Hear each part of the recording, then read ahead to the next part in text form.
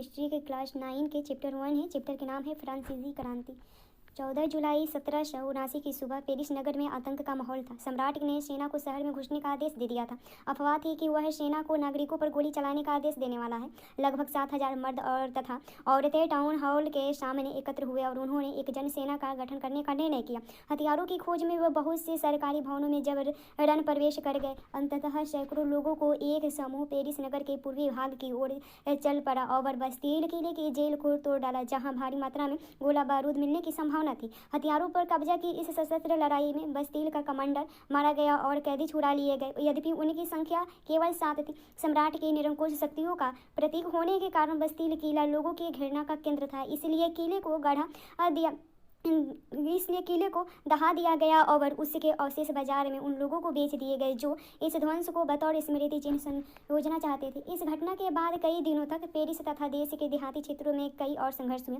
अधिकांश जनता पावरोटी की महंगाई कीमतों का विरोध कर रही थी। बाद में इस दौर का सिंहावलोकन करते हुए इतिहासकारों ने इसे एक लंबे घटनाक्रम की ऐसी शुरुआती कड़ियों के रूप में देखा जिनकी परिणति फ्रांस के सम्राट को फांसी दिए जाने में हुआ। हालांकि उस समय अधिकांश लोगों को ऐसे नतीजे की उम्मीद नहीं थी।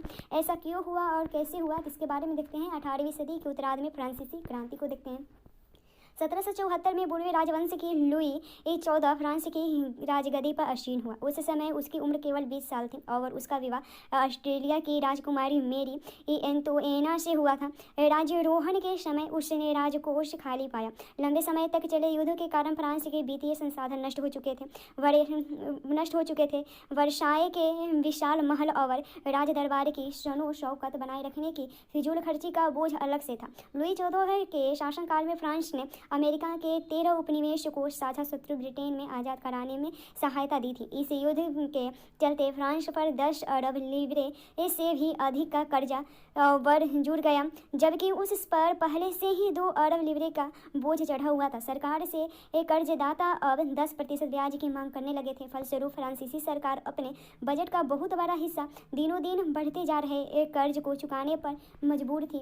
अपने नियमित खर्चों जैसे सेना के रखरखाव, राज दरबार, सरकारी कार्यालयों या विश्वविद्यालयों को चलाने के लिए फ्रांसीसी सरकार करों में वृद्धि के लिए बाध्य हो गई, पर यह कदम भी नाकाफी था। 18वीं सदी में फ्रांसीसी समाज 3 स्ट्रेट्स में बटा था और केवल तीसरे स्ट्रेट के लोग यानी जनसाधारण ही कर अदा करते थे। वर्गों में विभाजित फ्रांसीसी समाज मध्यकालीन सामंती व्यवस्था का अंग था। प्राचीन राजतंत्र पद का प्रयोग सामान्यतः सन 1789 से पहले के फ्रांसीसी समाज का एवं संस्थाओं के लिए होता था। चित्र 2 में देखेंगे फ्रांसीसी समाज की वर्ग व्यवस्था को दर्शाता है। पूरी आबादी में लगभग 90% किसान थे लेकिन जमीन के मालिक किसानों की संख्या बहुत कम थी। लगभग 60% जमीन पर कुलीनों, चर्च और तीसरे स्टेटस के अमीरों का अधिकार था। प्रथम 2 स्टेटस कुलीन वर्ग एवं पादरी वर्ग के लोगों को कुछ विशेषाधिकार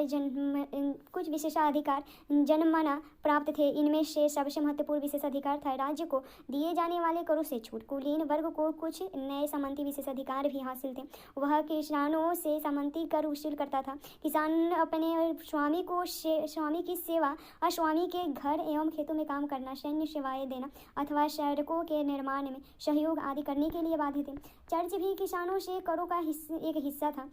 चर्च भी किसानों से करों का एक हिस्सा टाइट यानी धार्मिक कर के रूप में वसूलता था। ऊपर से तीसरे स्टेटस के तमाम लोगों को सरकार को तो कर चुकाना ही होता था। इन करों में टाइल यानी प्रत्यक्ष कर और अनेक अप्रत्यक्ष कर शामिल थे। अप्रत्यक्ष कर नमक और तंबाकू जैसे रोजाना उपयोग की वसूलों पर लगाया जाता था। इस प्रकार राज्य के वित्तीय कामकाज का सारा बोझ करों के माध्यम से जनता वहन करती थी। जीने का संघर्ष देखते हैं तो फ्रांस की जनसंख्या सन 1715 में 2.3 करोड़ की थी, जो सन 1789 में बढ़कर 2.8 करोड़ हो गई थी। परिणामतः अनाज उत्पादन की तुलना में उसकी मांग काफ़ी तेज़ी से बढ़ी। अधिकांश लोगों के मुख्य खाद्य पावरोटी की कीमत में तेज़ी से वृद्धि हुई। अधिकतर कामगार कारखानों में मजदूरी करते थे और उनकी मजदूरी मालिक तय करते थे, लेकिन मजदूरी महंगाई की दर से नहीं बढ़ रही थी। फलस्वरूप अमीर गरीब की खाई चौड़ी होती गई। स्थितियाँ तब और बदतर हो जाती जब सूखे या ओले के प्रकोप से पैदावार गिर जाती। इससे रोजी रोटी का संकट पैदा हो जाता था। ऐसे जीविका संकट प्राचीन राजतंत्र के दौरान फ्रांस में काफ़ी आम थे। इसके बाद उभरते मध्य वर्ग ने विशेषाधिकारों के अंत की कल्पना की।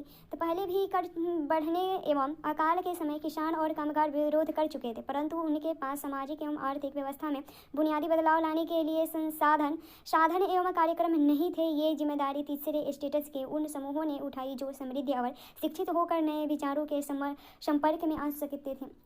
18वीं सदी में एक नए सामाजिक समूह का उदय हुआ जिसे मध्य वर्ग कहा गया, जिसने फैलते समुद्र पारीय व्यापार और ऊनी तथा रेशमी वस्त्रों के उत्पादन के बल पर संपत्ति अर्जित की थी। ऊनी और रेशमी कपड़ों का या तो निर्यात किया जाता था या समाज के समृद्ध लोग उसे खरीद लेते थे। तीसरे स्टेटस में इन सौदागरों एवं निर्माताओं के अलावा प्रशासनिक सेवा और वकील जैसे पेशेवर लोग भी शामिल थे। ये सभी पढ़े लिखे थे और उनका मानना था कि समाज के किसी भी समूह के पास जन्मना विशेषाधिकार नहीं होना चाहिए। किसी भी व्यक्ति की सामाजिक हैसियत का आधार उनकी योग्यता ही होनी चाहिए। स्वतंत्रता, समान नियमों तथा समान अवसरों के विचार पर आधारित समाज की यह परिकल्पना जॉन लॉक और जाक रूसो जैसे दार्शनिकों ने प्रस्तुत की थी। अपने टू ट्रीटाइजेज ऑफ गवर्नमेंट में लॉक ने राजा के दैवी और निरंकुश अधिकारों के सिद्धांत का खंडन किया था। रूसो ने इसी विचार को आगे बढ़ाते हुए जनता और उसके प्रतिनिधियों के बीच एक सामाजिक अनुबंधन पर आधारित सरकार का प्रस्ताव रखा।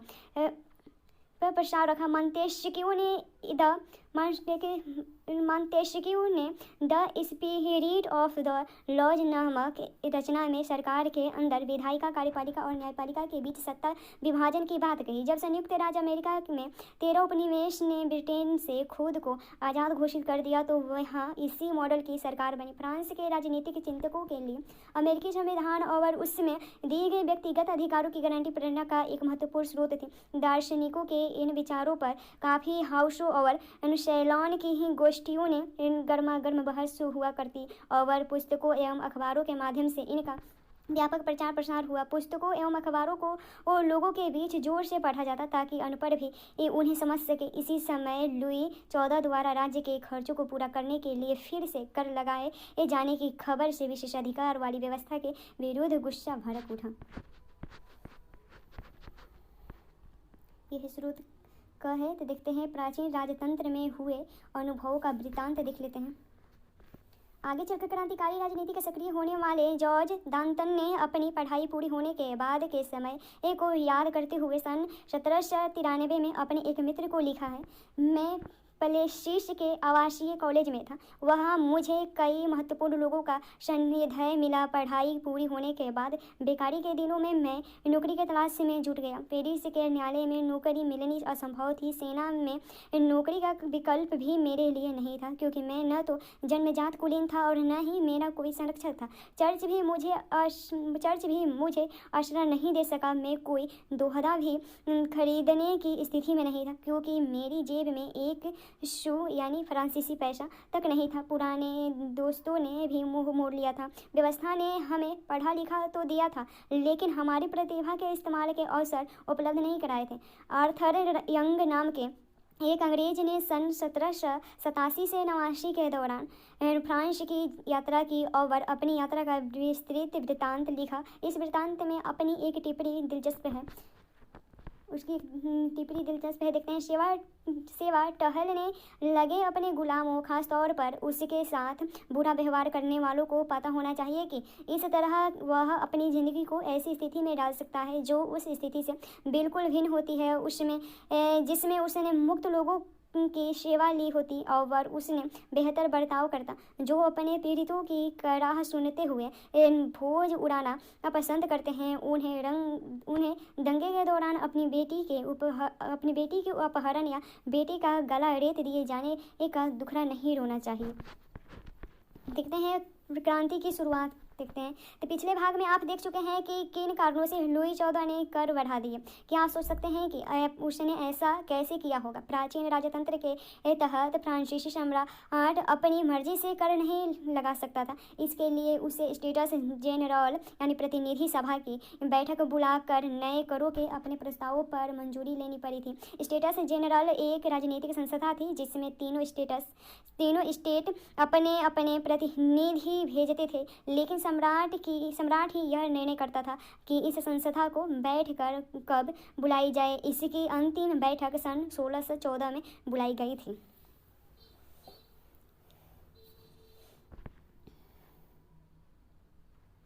देते हैं। फ्रांसीसी सम्राट लुई 14 ने 5 मई 1789 को नए करों के प्रस्ताव के अनुमोदन के लिए स्टेट्स जनरल की बैठक बुलाई।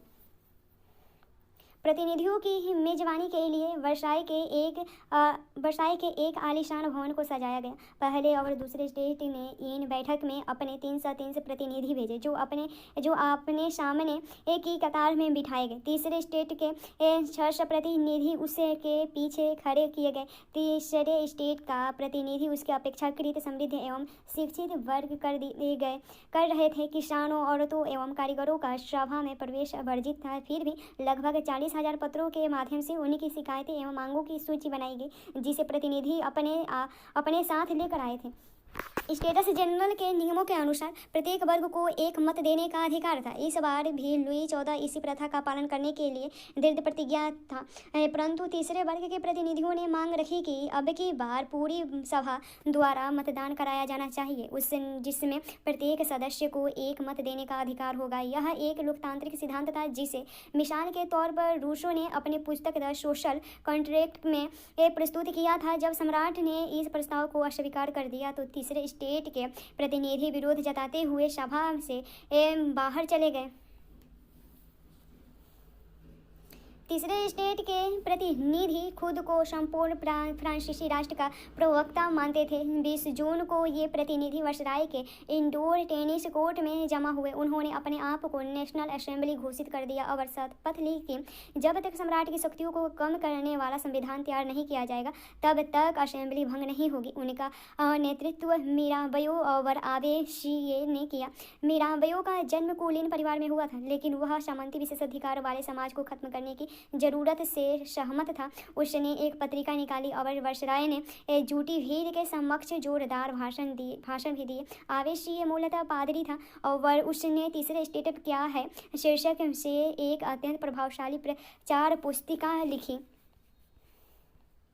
जिस वक्त नेशनल असेंबली संविधान का प्रारूप तैयार करने में व्यस्त थी, पूरा फ्रांस आंदोलित हो रहा था। लड़ाके की कंठ के कारण फसल मारी गई थी और पावरोटी की कीमतें आसमान छू रही थी। बेकरी मालिक स्थिति का फायदा उठाते हुए जमाखोरी में जुटे थे। बेकरी की दुकानों पर घंटों के इंतजार के बाद गुस्साई औरतें की भीड़ ने दुकान पर धावा बोल दिया। दूसरी तरफ सम्राट ने सेना को पेरिस में प्रवेश करने का आदेश दिया। क्रोध भीड़ ने 14 जुलाई को बास्टील पर धावा बोलकर उसे नेस्त नाबूद कर दिया गया। देहाती इलाकों में गांव-गांव यह अफवाह फैल गई कि जागीरों के मालिकों ने भारे और लुटेरों के गिरोह बुला लिए हैं और जो पक्की फसलों को तबाह करने निकल पड़े हैं। कई जिलों में भय से आक्रांत होकर किसानों ने कुदालों और वेचलों से ग्रामीण किलों पर आक्रमण कर दिया। उन्होंने अन्य भंडारों को लूट लिया और लगान संबंधी दस्तावेजों को जलाकर राख कर दिया। कुलीन बड़ी संख्या में अपनी जागीरें छोड़कर भाग गए। बहुतों ने तो पड़ोसी देश में जाकर शरण ली। अपनी विद्रोही प्रजा की शक्ति का अनुमान करके लुई 14 ने अंततः नेशनल असेंबली को मान्यता दे दी और यह भी मान लिया कि उसकी सत्ता पर अब से संविधान का अंकुश होगा। 4 अगस्त 1789 की रात को असेंबली ने करों, कर्तव्यों और बंधनों वाली सामंती व्यवस्था के उन्मूलन का आदेश पारित किया। पादरी वर्ग के लोगों को भी अपने विशेषाधिकारों को छोड़ देने के लिए विवश किया गया। धार्मिक कर समाप्त कर दिया गया और चर्च के स्वामित्व वाली भूमि जब्त कर ली गई। इस प्रकार कम से कम 20 अरब लीवरे की संपत्ति सरकार के हाथ में आ गई।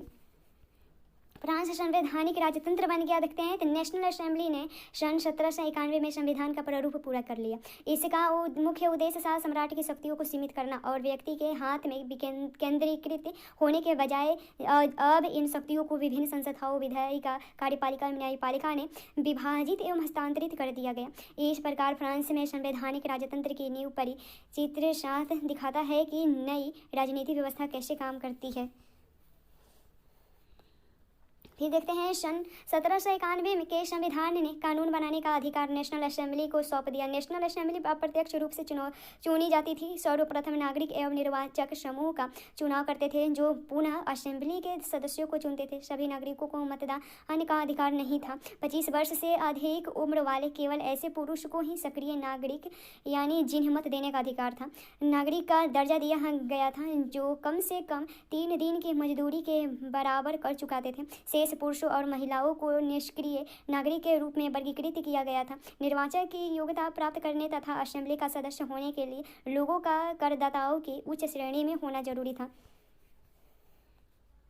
संविधान पुरुष एवं नागरिक अधिकार घोषणा पत्र के साथ शुरू हुआ था। जीवन के अधिकार, अभिव्यक्ति की स्वतंत्रता के अधिकार और कानूनी बराबरी के अधिकार को नैसर्गिक एवं अहरणीय अधिकार के रूप में स्थापित किया गया। अर्थात ये अधिकार प्रत्येक व्यक्ति को जन्मना प्राप्त थे और इन अधिकारों को छीना नहीं जा सकता। राज्य का यह कर्तव्य माना गया कि वह प्रत्येक नागरिक के नैसर्गिक अधिकारों की रक्षा करें।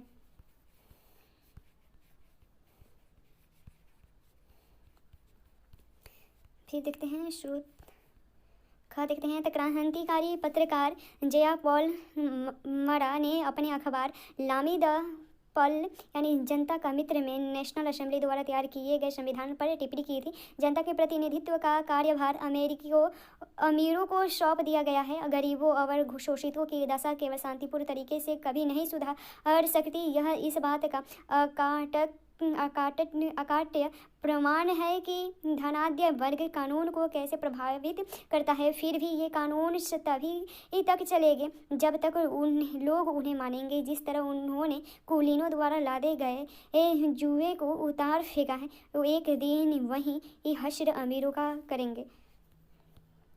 स्रोत ग है पुरुष एवं नागरिक अधिकार घोषणा पत्र। आदमी स्वतंत्र पैदा होते हैं, स्वतंत्र रहते हैं और उनके अधिकार समान होते हैं। हर एक राजनीतिक संगठन का लक्ष्य आदमी के नैसर्गिक एवं अहरणीय अधिकारों को संरक्षित रखना है।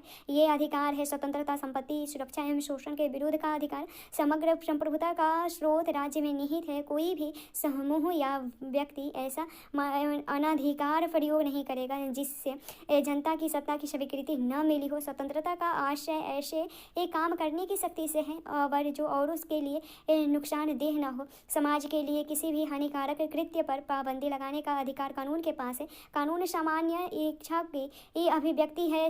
सभी नागरिकों को व्यक्तिगत रूप से या अपने प्रतिनिधियों के माध्यम से इसके निर्माण में भाग लेने का अधिकार है। कानून की नज़र में सभी नागरिक समान है। कानून समस्त प्रक्रिया के बाहर किसी भी व्यक्ति को न तो दोषी ठहराया जा सकता है और न ही गिरफ्तार अथवा नज़रबंद किया जा सकता है। प्रत्येक नागरिक बोलने, लिखने और छापने के लिए आज़ाद है, लेकिन कानून द्वारा निर्धारित प्रक्रिया के तहत ऐसी स्वतंत्रता के दुरुपयोग की जिम्मेदारी भी उसी की होगी।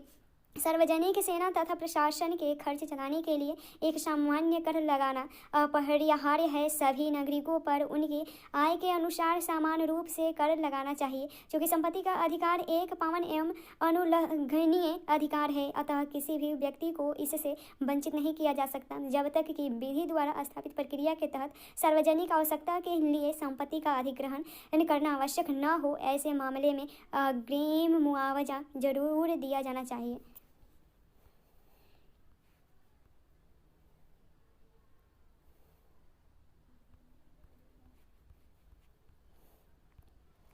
तो देखते हैं फ्रांस में राजतंत्र का उन्मूलन और गणतंत्र की स्थापना। फ्रांस की स्थिति आने वाले वर्षों में भी तनावपूर्ण बनी रही। यद्यपि लुई 14 ने संविधान पर हस्ताक्षर कर दिए थे, परंतु प्रशा के राजा से उसकी गुप्त वार्ता भी चल रही थी। फ्रांस की घटनाओं से अन्य पड़ोसी देश के शासक भी चिंतित थे। इसलिए 1789 की गर्मियों के बाद होने वाली ऐसी घटनाओं को नियंत्रित करने के लिए इस शासकों ने सेना भेजने की योजना बना ली थी। लेकिन जब तक इस योजना पर अमल होता, अप्रैल 1992 में नेशनल असेंबली ने प्रशा एवं ऑस्ट्रेलिया के विरुद्ध युद्ध की घोषणा प्रस्ताव पारित कर दिया। प्रांतों से हजारों स्वयंसेवी सेना ने भर्ती होने के लिए जमा होने लगे। उन्होंने इस युद्ध को यूरोपीय राजाओं एवं कुलीनों के विरुद्ध जनता की जंग के रूप में लिया। उनके ओठों पर देशभक्ति के जो तराने थे उनमें कवि राजेट दी लाइल द्वारा रचित मार्सिले भी था। यह गीत पहले बार मार्सिलेस के स्वयंसेवियों ने पेरिस की ओर कूच करते हुए गाया था,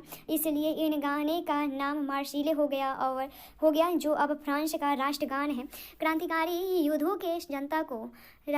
युद्ध से जनता को भारी क्षति एवं आर्थिक कठिनाइयां झेलनी पड़ी। पुरुषों के मोर्चे पर चले जाने के बाद घर परिवार और रोजी रोटी की जिम्मेवारी औरतों के कंधों पर आ पड़ी। देश की आबादी के एक बड़े हिस्से को ऐसा लगता था कि क्रांति के सिलसिले को आगे बढ़ाने की जरूरत है, क्योंकि 1791 के संविधान से सिर्फ अमीरों को ही राजनीतिक अधिकार प्राप्त हुए थे। लोग राजनीतिक क्लबों में अड्डे जमा कर सरकारी नीतियों और अपनी कार्य योजना पर बहस करते थे। उनमें से जैकोबिन क्लब अपने सबसे सफल था, जिसका नाम पेरिस के भूतपूर्व कन्वेंट ऑफ सेंट जेकब के नाम पर पड़ा, जो अब इस राजनीतिक समूह का अड्डा बन गया था। इस पूरी अवधि में महिलाएं भी सक्रिय थी और उन्होंने भी अपने क्लब बना लिए। इस अध्याय के खंड 4 में आप उनकी गतिविधियों एवं मांगों के बारे में और जानेंगे। जैकोबिन क्लब के सदस्य मुख्यतः समाज के कम समृद्ध हिस्से में आते थे। इनमें से छोटे दुकानदार और कारीगर जैसे जूता बनाने वाले, पेस्ट्री बनाने वाले, घड़ी साज छपाई करने वाले और नौकर और दिहाड़ी मजदूर शामिल थे। उनका नेता मैक्सिमिलियन रोबेस्पिनो के एक बड़े वर्ग ने लोधी कामगारों की तरह धारीदार लंबी पतलून पहनने का निर्णय किया। ऐसा उन्होंने समाज के फैशन परस्त वर्ग, खास तौर से घुटने तक पहनने जाने वाले ब्रीचेस यानी घुटना पहनने वाले कुलीनों से खुद को अलग करने के लिए किया। यह ब्रीचेस पहनने वाले कुलीनों की सत्ता समाप्ति के ऐलान का उनका तरीका था। इसलिए जैकोबिनों को शौकुलौत के नाम से जाना गया, जिसका शाब्दिक अर्थ होता है बिना घुटने वाले। शौकुलात पुरुष लाल रंग की टोपी भी पहनते थे, जो स्वतंत्रता का प्रतीक थी, लेकिन महिलाओं को ऐसा करने का अनुमति नहीं था। सन 1792 की गर्मियों में जैकोबिनों ने खाद्य पदार्थों की महंगाई एवं अभाव से नाराज पेरिसवासियों को लेकर एक विशाल हिंसक विद्रोह की योजना बनाई। 10 अगस्त की सुबह उन्होंने ट्यूलेरिए के महल पर धावा बोल दिया, राजा के संरक्षकों को मार डाला और खुद राजा को कई घंटों तक बंधक बनाए रखा। बाद में असेंबली ने शाही परिवार को जेल में डाल देने का प्रस्ताव पारित किया। नए चुनाव कराए गए।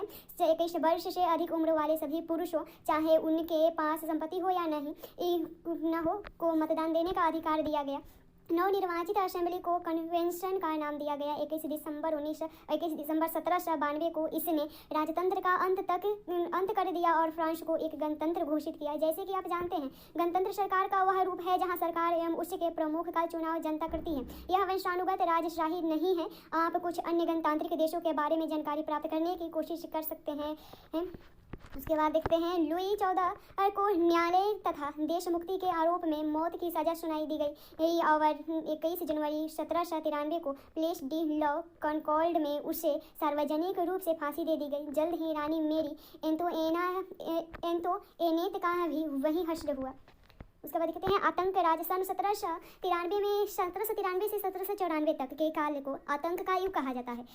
रोबेस्पियर ने नियंत्रण एवं दंड की सख्त नीति अपनाई। उसके हिसाब से गणतंत्र के जो भी शत्रु थे, कुलीन एवं पादरी, अन्य राजनीतिक दलों ने सदस्य, उसकी कार्यशैली से असहमति रखने वाले पार्टी सदस्य, उन सभी को गिरफ्तार कर जेल में डाल दिया गया और एक क्रांतिकारी न्यायालय द्वारा उन पर मुकदमा चलाया गया। यदि न्यायालय उन्हें दोषी पाता तो गिलोटीन पर चढ़ाकर उनका सिर कलम कर दिया जाता था। गिलोटीन 2 खंभों के बीच लटकते आरे वाली मशीन तथा जिस पर रखकर अपराधी का सिर धड़ से अलग कर दिया जाता था। इस मशीन का नाम इसके भविष्यकारक डॉक्टर लिगोटिन के नाम पर पड़ा। रोबेस्पियर सरकार ने कानून बनाकर मजदूरी एवं कीमतों की अधिकतम सीमा तय कर दी। गोश्त एवं पावरोटी की राशनिंग कर दी गई। किसानों को अपना अनाज शहरों में ले जाकर सरकार द्वारा तय कीमत पर बेचने के लिए बाध्य किया गया। अपेक्षाकृत महंगे सफ़ेद आटे के इस्तेमाल पर रोक लगा दी गई। तभी नागरिकों के लिए साबुत गेहूं से बनी और बराबरी का प्रतीक माने जाने वाली समता रोटी खाना अनिवार्य कर दिया गया। बोलचाल और संबोधन में भी बराबरी का आचार व्यवहार लागू करने की कोशिश की गई। परंपरागत मॉन्सियू यानी महाशय एवं मदाम यानी महोदया के स्थान पर अब सभी फ्रांसीसी पुरुषों एवं महिलाओं को सितोयेन यानी नागरिक एवं सितोयेन यानी नागरिका नाम से संबोधित किया जाने लगा। चर्चों को बंद कर दिया गया और उनके भवनों को बैरक या दफ्तर बना दिया गया। रोबेस्पियर ने अपनी नीतियों को इतनी सख्ती से लागू किया कि उसके समर्थक भी त्राही करने लगे। अंततः जुलाई 1794 में न्यायालय द्वारा उसे दोषी ठहराया गया और गिरफ्तार करके अगले ही दिन उसे गिलोटीन पर चढ़ा दिया गया। देख लेते हैं स्वतंत्रता क्या है। दो परस्पर विरोधी विचार देखते हैं। तो क्रांतिकारी पत्रकार केमिल डेसमोलिन्स ने सन 1793 में यह लिखा। इसके कुछ ही दिनों बाद आतंक राज के दौरान उसे फांसी दे दी गई। कुछ लोगों का मानना है कि स्वतंत्रता एक शिशु के समान है जिसे परिपक्व होने तक अनुशासन की अवस्था से गुजरना आवश्यक है, पर सत्य कुछ और है। स्वतंत्रता सुख शांति है, विवेक है, समानता एवं न्याय है। यह अधिकारों का घोषणा पत्र है। आप शायद अपने सभी दुश्मनों का सिर काट देना चाहते हैं। क्या इससे बड़ी मूर्खता और हो सकती है? क्या किसी एक व्यक्ति को उसके दासियों सगे संबंधियों को दुश्मन बनाए बिना फांसी के तख्ते तक लाना संभव है? 7 फरवरी 1794 को रोबेस्पियर ने कन्वेंशन में भाषण दिया जो लव मोनिटेर यूनिवर्सल अखबार में छपा। उसी भाषण का एक अंश है। लोकतंत्र को स्थापित और सुदृढ़ करने के लिए संविधान सम्मत शांतिपूर्ण शासन के लिए हमें सबसे पहले अत्याचार निरंकुशता के विरुद्ध स्वतंत्रता की लड़ाई को अंतिम परिणति तक पहुंचाना होगा। गणतंत्र के घरेलू एवं बाहरी दुश्मनों का विनाश करना आवश्यक है, अन्यथा हम खुद नष्ट हो जाएंगे। क्रांति के दौर में लोकतांत्रिक सरकार आतंक का सहारा ले सकती है। आतंक बस कठोर तुरंता और अनम्य न्याय है जिसका प्रयोग पितृभूमि की अत्यावश्यक जरूरतों को पूरा करने के लिए किया जाता है। आतंक के जरिए स्वतंत्रता के दुश्मनों पर अंकुश लगाना गणतंत्र के संस्थापक का अधिकार है। फिर देखते हैं डायरेक्टरी शासित फ्रांस। जैकोबिन सरकार के पतन के बाद मध्य वर्ग के संपन्न तबके के पास सत्ता आ गई। नए संविधान के तहत संपत्तिहीन तबके को मताधिकार से वंचित कर दिया गया। इस संविधान में 2 चुनी गई विधान परिषदों का प्रावधान था। इन परिषदों ने 5 सदस्यों वाली एक कार्यपालिका डायरेक्टरी को नियुक्त किया। इस प्रावधान के जरिए जैकोबिनों के शासनकाल वाली एक व्यक्ति केंद्रित कार्यपालिका से बचने की कोशिश की गई, लेकिन डायरेक्टरों का झगड़ा अक्सर विधान परिषदों से होता और तब परिषद उन्हें बर्खास्त करने की चेष्टा करती। डायरेक्टरी की राजनीतिक अस्थिरता ने सैनिक तानाशाह नेपोलियन बोनापार्ट के उदय का मार्ग प्रशस्त कर दिया। सरकार के स्वरूप में इन सभी परिवर्तनों के दौरान स्वतंत्रता, विधि सम्मत समानता और बंधुत्व प्रेरक आदर्श बने रहे। इन मूल्यों ने आगामी सदी में न सिर्फ फ्रांस बल्कि बाकी यूरोप के राजनीतिक आंदोलनों को भी प्रेरित किया। महिलाएं शुरू से ही फ्रांसीसी समाज में इतने अहम परिवर्तन लाने वाली गतिविधियों में सक्रिय रूप से शामिल थी। उन्हें उम्मीद थी कि उनकी भागीदारी क्रांतिकारी सरकार को उनका जीवन सुधारने हेतु ठोस कदम उठाने के लिए प्रेरित करेंगे। तीसरे स्टेटस की अधिकांश महिलाएं जीविका निर्वाह के लिए काम करती थी। वे सिलाई बुनाई, कपड़ों की धुलाई करती, बाजारों में फल फूल सब्जियां बेचती अथवा संपन्न घरों में घरेलू काम करती। बहुत सारी महिलाएं वेश्यावृत्ति करती। अधिकांश महिलाओं के पास पढ़ाई लिखाई तथा व्यावसायिक प्रशिक्षण के मौके नहीं थे। केवल कुलीनों की लड़कियां अथवा तीसरे स्टेटस की धनी परिवारों की लड़कियां ही कन्वेंट में पढ़ पाती थी। इसके बाद उनकी शादी कर दी जाती थी। कामकाजी महिलाओं को अपने परिवार का पालन पोषण भी करना पड़ता था, जैसे खाना पकाना, पानी लाना, लाइन लगाकर पावरोटी लाना और बच्चों की देख रेख आदि करना। उनकी मजदूरी पुरुषों की तुलना में कम थी। महिलाओं ने अपने हितों की हिमायत करने और उन पर चर्चा करने के लिए खुद के राजनीतिक क्लब शुरू किए और अखबार निकाले। फ्रांस के विभिन्न नगरों में महिलाओं के लगभग 60 क्लब अस्तित्व में आए। उनमें द सोसाइटी ऑफ रिवोल्यूशनरी एवं रिपब्लिकन वीमेन सबसे मशहूर क्लब था। उसकी एक प्रमुख मांग यह थी कि महिलाओं को पुरुषों के समान राजनीतिक अधिकार प्राप्त होने चाहिए। महिलाएं इस बात से निराश हुई कि 1791 के संविधान में उन्हें निष्क्रिय नागरिक का दर्जा दिया गया था। महिलाएं ने मताधिकार, असेंबली के लिए चुने जाने तथा राजनीतिक पदों की मांग रखी। उनका मानना था कि तभी नई सरकार में उनके हितों का प्रतिनिधित्व हो पाए। प्रारंभिक वर्षों में क्रांतिकारी सरकार ने महिलाओं के जीवन में सुधार लाने के लिए कुछ कानून लागू किए कि सरकारी विद्यालयों की स्थापना के साथ ही सभी लड़कियों के लिए स्कूली शिक्षा को अनिवार्य बना दिया गया। अब पिता उन्हें उनकी मर्जी के खिलाफ शादी के लिए बाध्य नहीं कर सकते थे। शादी को स्वैच्छिक अनुबंधन माना गया और नागरिक कानूनों के तहत उनका पंजीकरण किया जाने लगा। तलाक को कानूनी रूप दे दिया गया और मर्द औरत दोनों को ही इसकी अर्जी देने का अधिकार दिया गया। अब महिलाएं व्यावसायिक प्रशिक्षण ले सकती थी, कलाकार बन सकती थी और छोटे मोटे व्यवसाय चला सकती थी। फिर भी राजनीतिक अधिकारों के लिए महिलाओं का संघर्ष जारी रहा। आतंक राज के दौरान सरकार ने महिला क्लबों को बंद करने और उनकी राजनीतिक गतिविधियों पर प्रतिबंध लगाने वाले कानून लागू किए। कई जानी मानी महिलाओं को गिरफ्तार कर लिया गया और उनमें से कुछ को फांसी पर चढ़ा दिया गया। मताधिकार और समान वेतन के लिए महिलाओं का आंदोलन अगली सदी में भी अनेक देशों में चलता रहा। मताधिकार का संघर्ष 19वीं सदी के अंत एवं 20वीं सदी के प्रारंभ तक अंतर्राष्ट्रीय मताधिकार आंदोलन के जरिए जारी रहा। क्रांतिकारी आंदोलन के दौरान फ्रांसीसी महिलाओं की राजनीतिक सरगर्मियों को प्रेरक स्मृति के रूप में जिंदा रखा गया। अंततः सन 1946 में फ्रांस की महिलाओं ने मताधिकार हासिल कर लिया। फिर स्रोत देखते हैं तो क्रांतिकारी महिला ओलंप दे गूज 1748 से 1793 का जीवन देखते हैं। ओलंप दे गूज क्रांतिकालीन फ्रांस की राजनीतिक रूप में सक्रिय महिलाओं में सबसे महत्वपूर्ण थी। उन्होंने संविधान तथा पुरुष एवं नागरिक अधिकार घोषणा पत्र का विरोध किया क्योंकि उसमें महिलाओं को मानव पात्र के मूलभूत अधिकारों से वंचित रखा गया था। इसलिए उन्होंने सन 1791 में से महिलाओं एवं नागरिक अधिकार घोषणा पत्र तैयार किया, जिसे महारानी और नेशनल असेंबली के सदस्यों के पास यह मांग करते हुए भेजा कि इस पर कार्रवाई की जाए। सन 1793 में ओलंप दे गूज ने महिला क्लबों की जबरदस्ती बंद करने के लिए जैकोबिन सरकार को आलोचना की। उन पर नेशनल कन्वेंशन द्वारा देशद्रोह का मुकदमा चलाया गया। इसके तुरंत बाद उन्हें फांसी पर लटका दिया गया। उसके बाद देखते हैं ओलंप दे गूज के घोषणा पत्र में उल्लेखित कुछ मूलभूत अधिकार थे। औरत जन्मतः स्वतंत्र है और अधिकारों में पुरुष के समान है। सभी राजनीतिक संगठनों का लक्ष्य पुरुष एवं महिला के नैसर्गिक अधिकारों को संरक्षित करना है। ये अधिकार स्वतंत्र संपत्ति सुरक्षा और सबसे बढ़कर घोषणा के शोषण के प्रतिरोध का अधिकार है। इस समग्र संप्रभुता का स्रोत राष्ट्र में निहित है, जो पुरुष एवं महिलाओं के संघ के सिवाय कुछ नहीं है। कानून सामान्य इच्छा की अभिव्यक्ति होनी चाहिए। सभी महिला एवं पुरुष नागरिकों का या तो अभिव्यक्ति से या अपने प्रतिनिधियों के माध्यम से विधि निर्माण में दखल होना चाहिए। यह सभी के लिए समान होना चाहिए। सभी महिलाएं एवं पुरुष नागरिक अपनी योग्यता एवं प्रतिभा के बल पर समान रूप से एवं बिना किसी भेदभाव के हर तरह के सम्मान और सार्वजनिक पद के हकदार हैं। कोई भी महिला अपवाद नहीं है। वह विधि सम्मत प्रक्रिया द्वारा अपराधी ठहराई जा सकती है, गिरफ्तार और नजरबंद की जा सकती है। पुरुषों की तरह महिलाएं भी इस कठोर कानून का पालन करें। उसके बाद एक और स्रोत है। सन 1793 में जैकोबिन राजनीतिक सोहमेत ने इन आधारों पर महिला क्लबों को बंद करने के लिए निर्णय को उचित ठहराया। क्या प्रकृति ने घरेलू कार्य पुरुषों को सौंपा है? क्या प्रकृति ने बच्चों को दूध पिलाने के लिए हमें स्तन दिए हैं? नहीं, प्रकृति ने पुरुष से कहा है, पुरुष बनो, शिकार, कृषि, राजनीतिक कर्तव्य, यह तुम्हारा साम्राज्य है। प्रकृति ने महिला से कहा है, स्त्री बनो, गृहस्थी के काम करो, मातृत्व के सुखद दायित्व यही तुम्हारे कार्य है। पुरुष बनने की इच्छा रखने वाली महिलाएं निर्जल है। क्या जिम्मेदारियों की उचित बंटवारा हो नहीं चुका है? उसके बाद दास प्रथा का उन्मूलन देखते हैं। तो फ्रांसीसी उपनिवेशों में दास प्रथा का उन्मूलन जैकोबिन शासन ने क्रांतिकारी सामाजिक सुधारों में से एक था। कैरिबियाई उपनिवेश मार्टिनिक, गाडेलोप और सेंट डोमिंगो तंबाकू, नील, चीनी एवं कॉफी जैसे वस्तुओं के महत्वपूर्ण आपूर्तिकर्ता थे।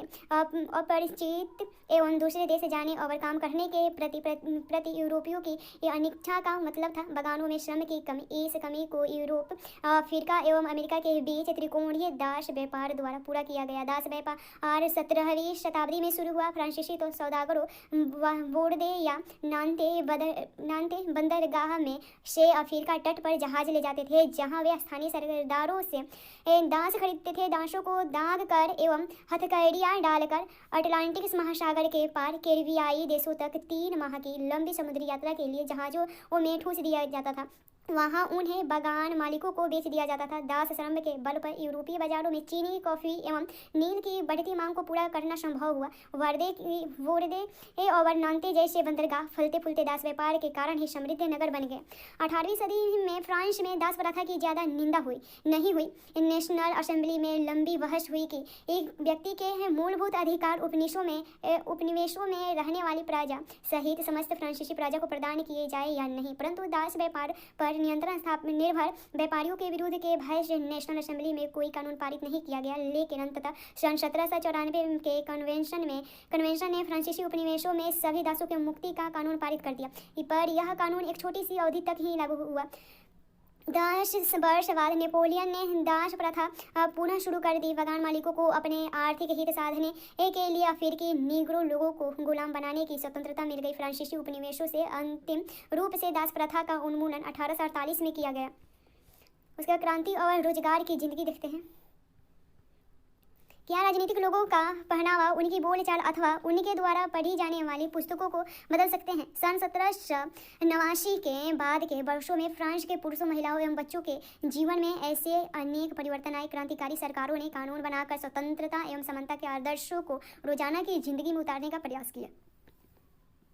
बास्टील के विध्वंस के बाद 1789 की गर्मियों में जो सबसे महत्वपूर्ण कानून अस्तित्व में आया वह था सेंसरशिप की समाप्ति। प्राचीन राजतंत्र के अंतर्गत तमाम लिखित सामग्री और सांस्कृतिक गतिविधियों किताब, अखबार, नाटक को राजा के सेंसर अधिकारियों द्वारा पास किए जाने के बाद ही प्रकाशित या मंचित किया जा सकता था, परंतु अब अधिकारों के घोषणापत्र ने भाषण एवं व्यक्ति की स्वतंत्रता को नैसर्गिक अधिकार घोषित कर दिया गया। परिणाम स्वरूप फ्रांस के शहरों में अखबारों, पर्चों, पुस्तकों एवं छपी हुई तस्वीरों की बाढ़ आ गई, जहां से वहां तेजी से गांव देहात तक जा पहुंची। उनमें फ्रांस में बढ़ रही घटनाओं एवं परिवर्तनों का ब्यौरा और उन पर टिप्पणियां होती थी। प्रेस की स्वतंत्रता का मतलब यह था कि किसी भी घटना का परस्पर विरोधी विचार भी व्यक्त किए जा सकते थे। प्रिंट माध्यम का उपयोग करके एक पक्ष ने दूसरे पक्ष को अपने दृष्टिकोण से सहमत कराने की कोशिश की। नाटक, संगीत और उत्सवी जुलूसों में असंख्य लोग जाने लगे। स्वतंत्रता और न्याय के बारे में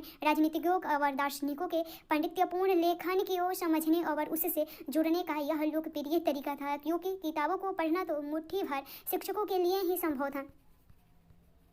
1804 में नेपोलियन बोनापार्ट ने खुद को फ्रांस का सम्राट घोषित कर दिया। उसने परोक्ष सारांश देखते हैं। 1804 में नेपोलियन बोनापार्ट ने खुद को फ्रांस का सम्राट घोषित कर दिया। उसने पड़ोस के यूरोपीय देशों की विजय यात्रा शुरू की। पुराने राजवंशों को हटाकर उसने नए साम्राज्य बनाए और उनकी बागडोर अपने खानदान के लोगों के हाथ में दे दी। नेपोलियन खुद को यूरोप के आधुनिकीकरण का अग्रदूत मानता था। उसने निजी संपत्ति की सुरक्षा के कानून बनाए और दशमलव पद्धति पर आधारित नाप तौल की एक समान प्रणाली चलाई। शुरू में बहुत सारे लोगों को नेपोलियन मुक्तिदाता लगता था और उससे जनता को स्वतंत्रता दिलाने की उम्मीद थी, पर जल्द ही उसकी सेनाओं को लोग हमलावर मानने लगे। आखिरकार 1815 में वाटरलू में उसकी हार हुई। यूरोप के बाकी हिस्सों में मुक्ति और आधुनिक कानून को फैलाने वाले उसके क्रांतिकारी उपायों का असर उसकी मृत्यु के काफ़ी समय बाद सामने आया। स्वतंत्रता और जनवादी अधिकारों के विचार फ्रांसीसी क्रांति की सबसे महत्वपूर्ण विरासत थे। ये विचार 19वीं सदी में फ्रांस से निकलकर बाकी यूरोप में फैले और इनके कारण वहाँ सामंती व्यवस्था का नाश हुआ। औपनिवेशिक समाजों ने संप्रभु राष्ट्र राज्य की स्थापना के अपने आंदोलनों में दासता से मुक्ति के विचार को नई परिभाषा दी। टीपू सुल्तान और राजा राममोहन राय क्रांतिकारी फ्रांस में उपजे विचारों से प्रेरणा लेने वाले दो ठोस उदाहरण हैं। बॉक्स से राजा राममोहन राय उस समय यूरोप में फैल रहे नए विचारों से प्रभावित होने वालों में से एक थे। फ्रांसीसी क्रांति और बाद में जुलाई क्रांति ने उनकी कल्पना को नई धार दी। फ्रांस में 1823 में हुई जुलाई क्रांति के बारे में जानने के बाद वह और किसी चीज़ के बारे में बात नहीं करते थे। हालांकि एक दुर्घटना के कारण वे उन दिनों लंगड़ा कर चलते थे, लेकिन इंग्लैंड जाते हुए केपटाउन में वह जिद करने लगे कि उन्हें क्रांतिकारी तिरंगे झंडे वाले युद्धपोत दिखाए जाए।